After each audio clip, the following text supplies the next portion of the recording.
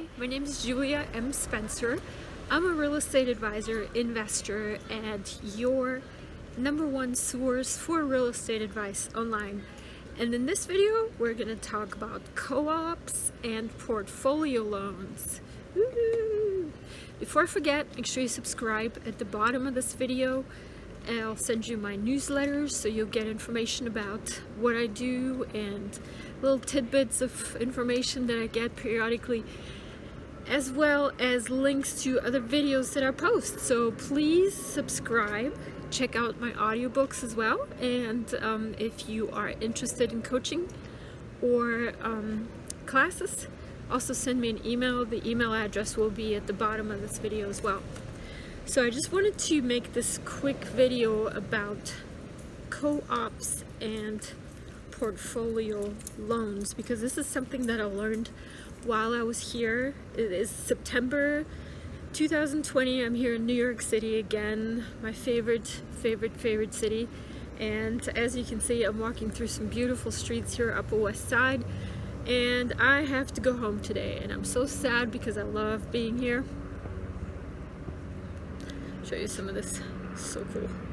I like that Europeanish look. Okay, maybe I can sit here and continue this video from right here. We'll see until they chase us away, I guess. So anyways, I was gonna make this video about co-ops, but I made some notes because I learned a bunch of stuff this time. For starters, a friend of mine has asked me to kind of help him a little bit with trying to figure out how to get a better interest rate on a loan on his real estate. And so I was checking in on that a little bit, and I've learned a bunch of new stuff that I didn't know. So I'm making this video to kind of inform you, but also to keep my mind straight and declutter it. Once I put the stuff on the video, then it is there for everybody to see forever. And even if I forget it, I'm not very good at note taking, I can watch my own videos later. That's kind of like the purpose of all of this. But to read notes, I need glasses. So here we go. So, co-ops. So, what are they and what should you watch out for? So, I've never seen this before. I guess this is a New York thing, New York City thing, that they kind of instituted for people that want to get into home ownership, but of course can't afford the extremely high prices here in New York City. New York City, one of the cities, of course, that has the most expensive real estate. Actually, and I looked it up, it's not one of the most expensive cities for real estate. Singapore is, but New York is in the top 10. So, co-ops, kind of like a way to get into home ownership in a little bit of a cheaper way, I guess. And what it is basically is that somebody or an organization basically purchases a building with apartments in it, however many units, and then shares, basically sells the shares.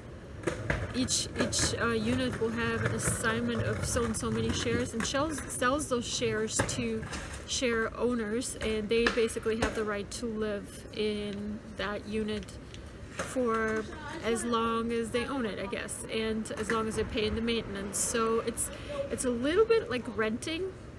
It's almost like I almost want to say it's a little bit more than renting, but kind of towards timeshare, but the forever timeshare, I guess you could say. So, but it has some significant differences, specifically as it applies to financing.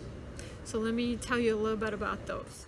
So what you're buying when you buy a co-op, you're actually buying into shares of a building. So, and you have the right to basically rent these forever. In Germany, we have a word for this. It's called Pachten, which is basically leasing. It's kind of similar. And like I said, it's somewhere between a long-term timeshare, higher timeshare, but it's not really ownership. You don't really actually own the land ever, and technically you don't actually own the building or your unit ever. It's kind of like a between thing. I've never seen it anywhere else, but I guess it's a thing here in New York City for people to afford housing, and it's kind of like a easier way to get into home ownership. So why does that matter? I mean, you need a place to live, right? So why not do it? The thing is, this is the first thing that I noticed. So I started researching this, and I wanted to kind of help somebody figure out some way to refinance. And first thing that I usually do, I want to see the property records, and I want to see the mortgage notes, basically. So I started looking into the records right here in New York City. However, I had really big difficulty to actually find the mortgage records, and that's because there isn't really a mortgage in the truest sense of the word. It's not a mortgage, but it's actually called a share loan that you get for a co-op, and it's not secured by real property, but shares to the co-op, basically. So that is why a loan or a mortgage on a co-op is not recorded with regular property records that are associated with land.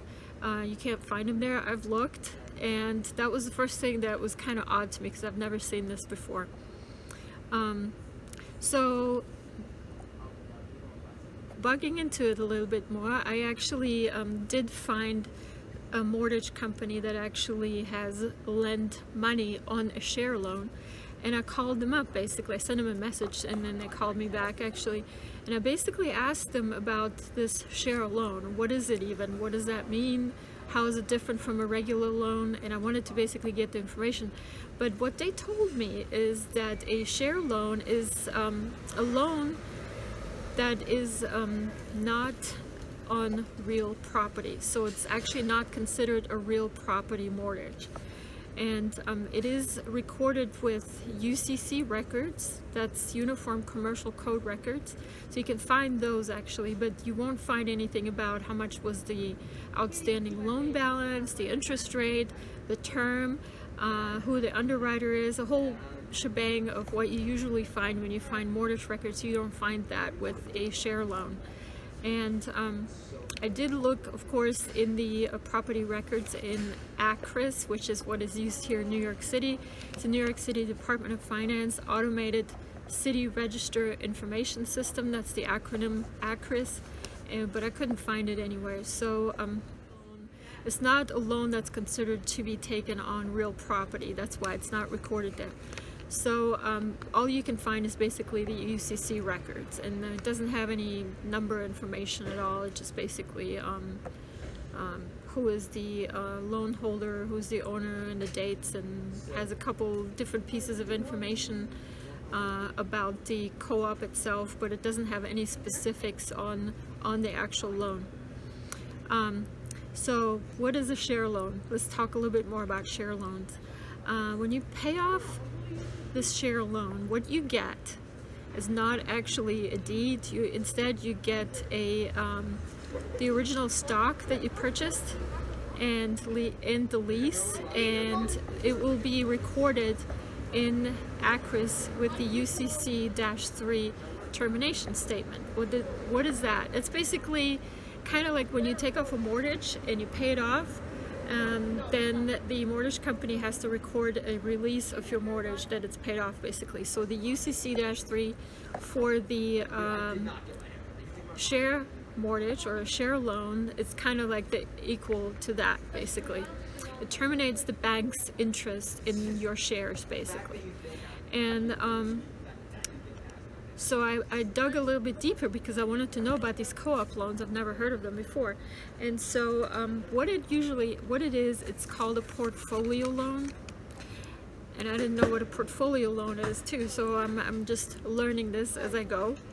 But a portfolio loan is basically a loan that a bank gives to a loan taker. So what you're getting when you're getting a co-op loan, you're actually getting a portfolio loan, and that portfolio loan is given to you directly by a bank that gives portfolio loans.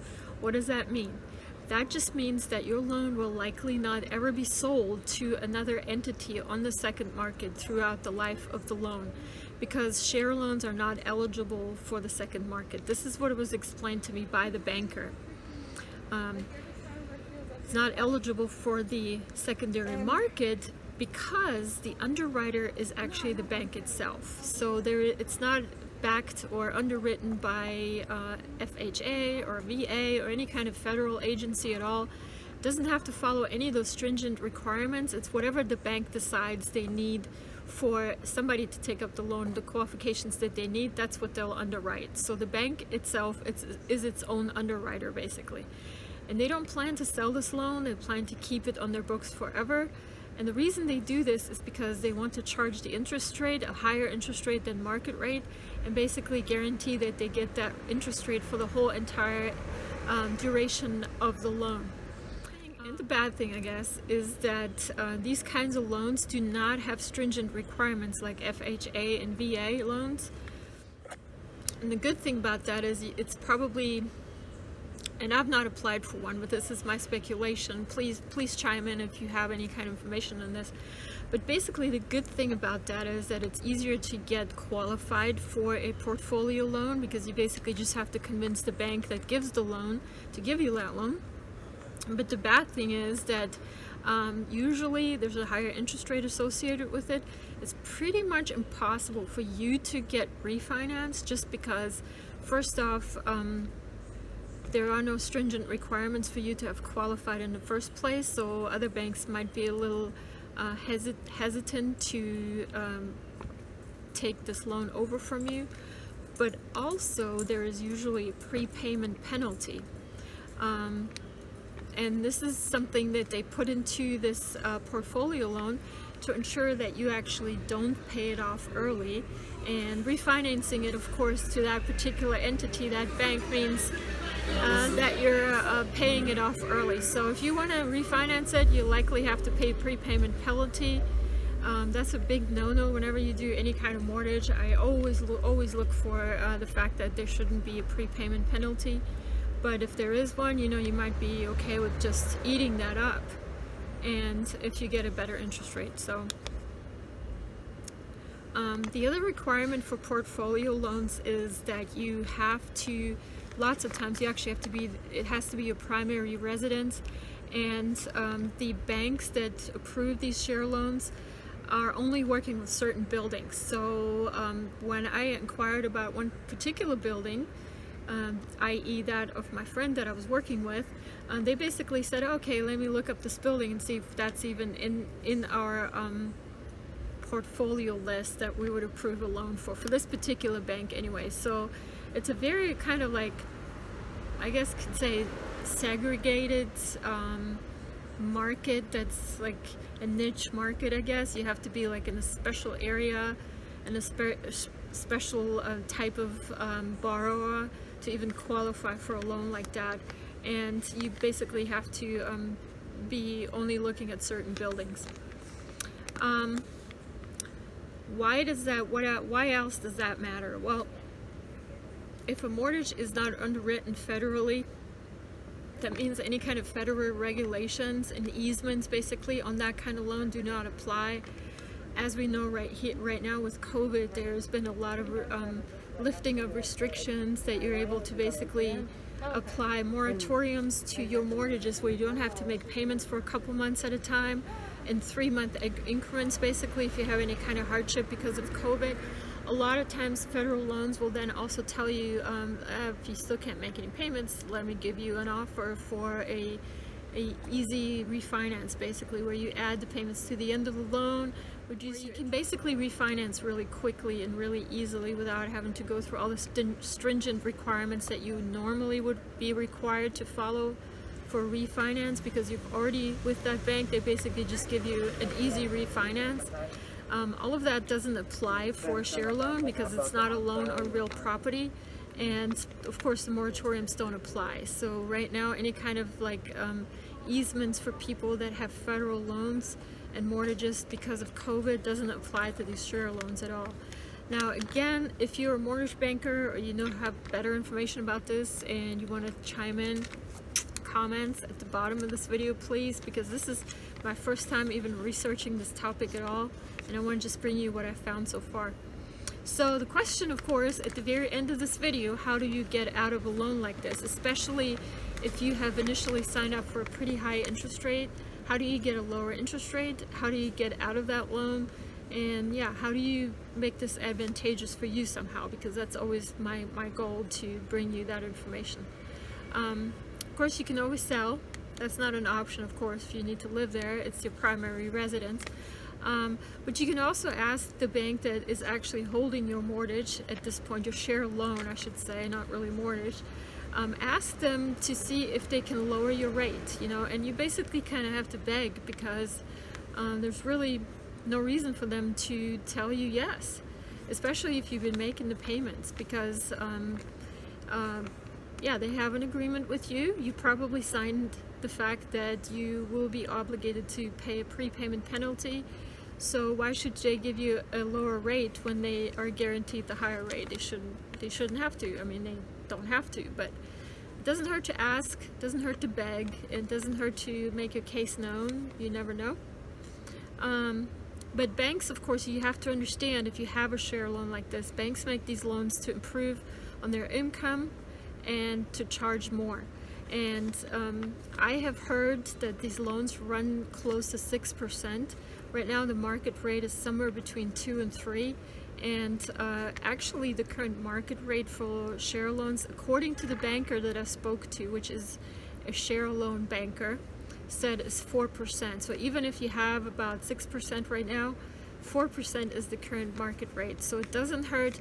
Anytime you can reduce your interest rate for 1% or more, it doesn't hurt to ask, and it doesn't hurt to try. I did actually ask one of my bankers back in Georgia, and I'm in New York City right now, obviously, but I did ask my one of my banker friends in Georgia to ask if he knows anything about portfolio loans, what they are, if they can give me a little bit more information. Haven't gotten him on the line yet. All I did hear from him though is that he doesn't do them, but he knows somebody that does them, and all he knows about it is that they're a pain. So more information for that. Oh, and I have another option of how you can get out of this loan. The other way that you can get out of this loan, and this is specifically applicable if you have a lot of equity in your loan already, in your house, in your share balance, whatever your shares are worth versus what you owe on them, so your equity basically. So if you have some equity, it might be worthwhile to investigate finding a private investor that will buy you out of that particular share loan. But again, you will be obligated to pay the prepayment penalty. Don't know how much that is on your loan. It's probably a percentage of the initial loan amount. And it doesn't hurt to ask, doesn't hurt to check, and it doesn't hurt to ask around. Again, finding a private lender that will give you something like 4% is going to be really hard. Private lenders, you typically expect higher interest rates than that, but it doesn't hurt to ask. So, and by the way, the bank that I did speak to was the NCB Savings Bank. That's National Cooperative Bank. That's who I talked to for the making of this video. And that brings me to the end of this video. We're going to make one more video. The next video I'm going to make is on exemptions, tax exemptions for homeowners in New York City and New York State. So stay tuned for that. And make sure you subscribe. At the bottom of this video there's a newsletter I send out. Also, if you're interested in coaching and classes, send me an email. That will also be at the bottom of this video. And don't forget to subscribe also right there. So make sure you subscribe. I look forward to hear from you. Leave your comments, suggestions, criticism, and anything else that you want to leave. And I hope to see you investing very successfully very soon. Have a great day. For your free guide to real estate investing, visit juliamspencer.com.